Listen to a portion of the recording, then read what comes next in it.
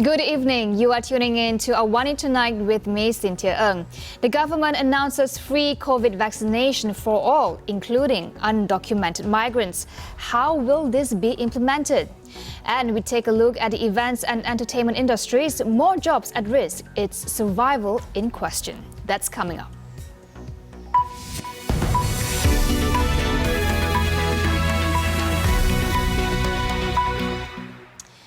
We start tonight by taking a closer look at the retail sector. If you were to take a trip down to the mall today, you'd find that businesses are up and running and bustling after the government allowed the retail sector to open yesterday. Businesses welcome this move, but beneath the optimism, there are still many challenges facing the retail industry, particularly in ensuring long-term sustainability. Datuk Sri Gary Chua, the immediate past president of Malaysia Retail Chain Association, talks to us about the issues faced by retailers to kickstart operations after a month of hibernation and the headwinds ahead for the sector. In fact, all of us have to send the staff for COVID tests, you see? And this will also take 1 or 2 days at least, and then you have to get new supplies in. That will take a few days to actually kickstart the business and also realign all your staff. These are some of the challenges.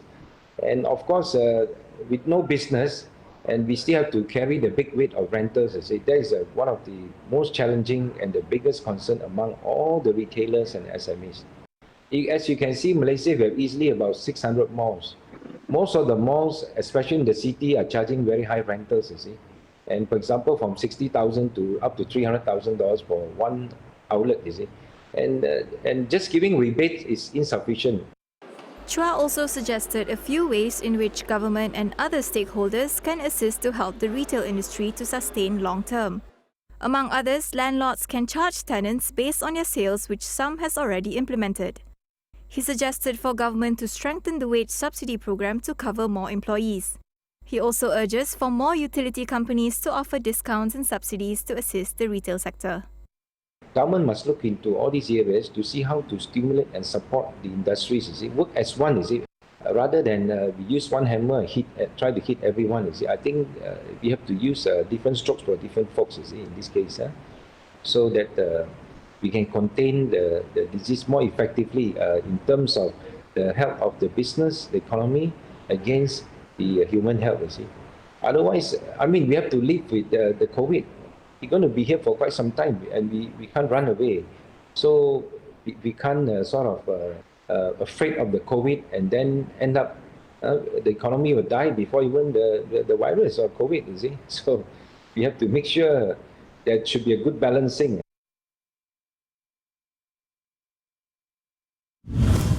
From retail, we move to the creative industry, where 6 sectors within it are finally allowed to operate with strict SOPs. This includes film, animation and music production. While the creative industries have been allowed to restart, one sector of the industry hasn't been given as much leeway. Livescape Group CEO Iqbal Amir illustrates the fears events and entertainment industry players are facing with the prolonged pandemic. The damage is unspeakable. In June 2020, the events industry recorded a 1.8 billion ringgit loss. Now, I'm not surprised if that has risen fivefold. When there was an opportunity for markets to recover, when our cases were low, we were not allowed to operate. Cases rose and we went back to MCO and we still were not allowed to operate. And now, with new SOPs put in place, unfortunately, we are still not allowed to operate. It is sad and disheartening to know that it seems the government is only looking out for those that shout on the highest tree. The Vice President of Arts, Live Festival and Events Association, ALIVE, said, while the government has engaged with industry players, implementation has fallen short. We have jumped over many hoops. We have spoke to dozens of government officials virtually, and we even had the opportunity to speak to YB Datuk Sri Saifuddin Abdullah, the Communications Minister, in regards to getting events back on track. It is always positive and rosy and a glimmer of light, but then it falls short the moment it goes into the approval stages. The worst thing is we are not given a reason why it is rejected. We are just asked to reapply again, and this hurts. What are the possible measures to allow events and activities to resume safely?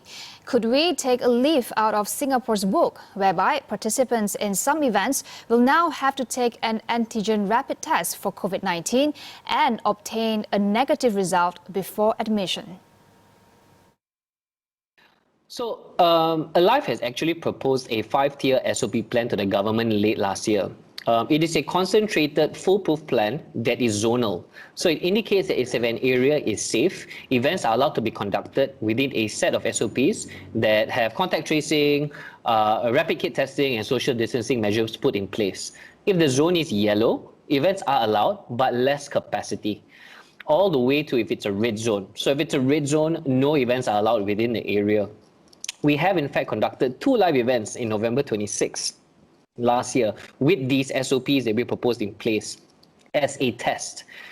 We did it ourselves privately, and it was a thorough success. No clusters, no nothing. But let me even tell you this, even that, to get the event up and running, we did not get our approvals instantly, and we had to wait until the last hour before DBKL actually allowed us to get it done.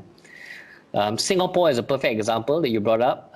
It has definitely shown that by working together, if the government works with the private sector on the same goal, you can achieve success.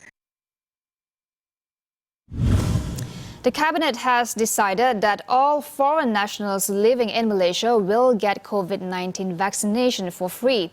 According to Coordinating Minister for COVID-19 Immunisation, Khairi Jamaluddin, this will include diplomats, expatriates, students, foreign workers, undocumented migrants and refugees registered with UNHCR.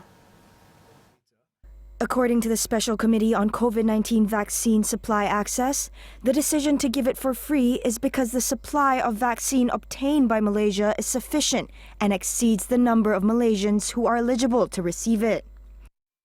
However, priority will be given to Malaysians with the vaccination schedule for foreigners to be announced at a later date.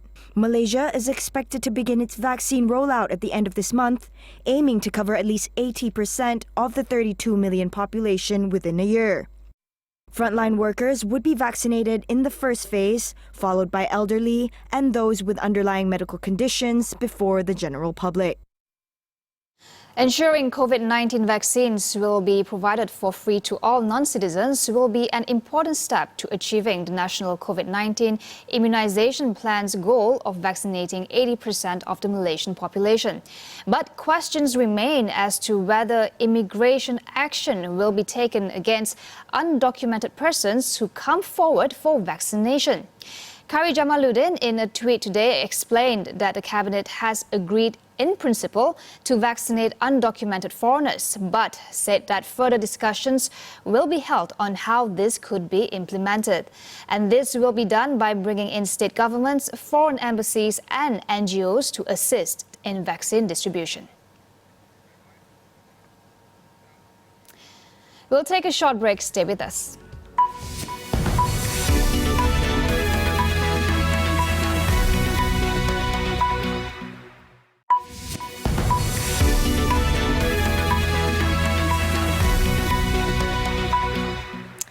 Welcome back. 30 years ago, the United Nations Development Programme, or UNDP, created a new way to conceive and measure progress.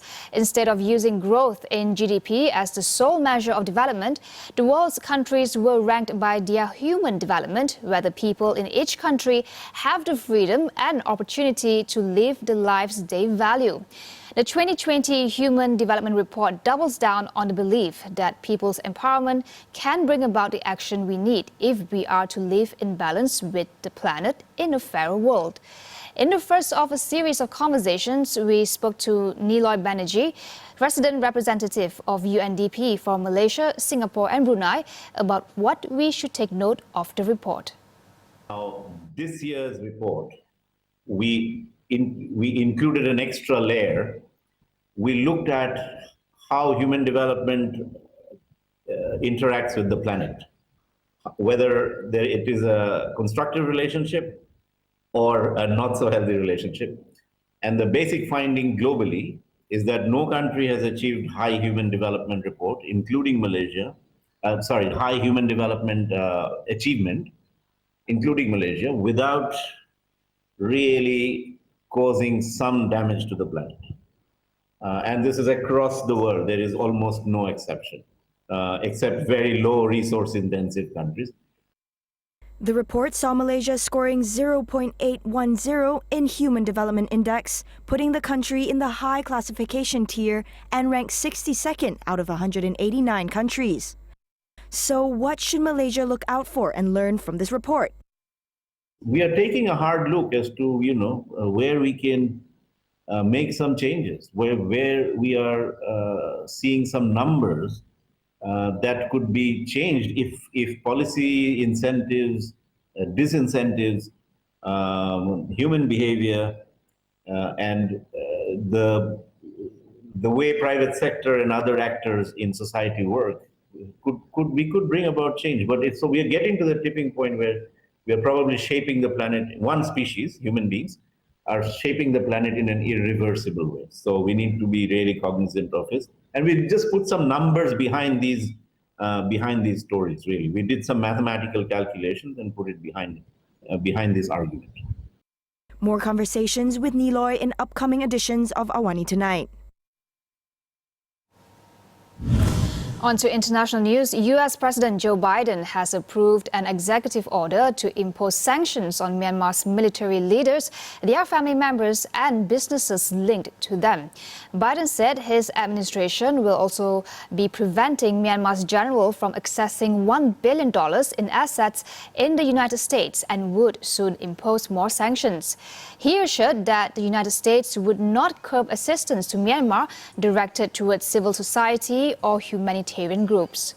A growing number of governments are curbing diplomatic ties with Myanmar and increasing economic pressure on its military after a coup last week that toppled its civilian government, including Aung San Suu Kyi.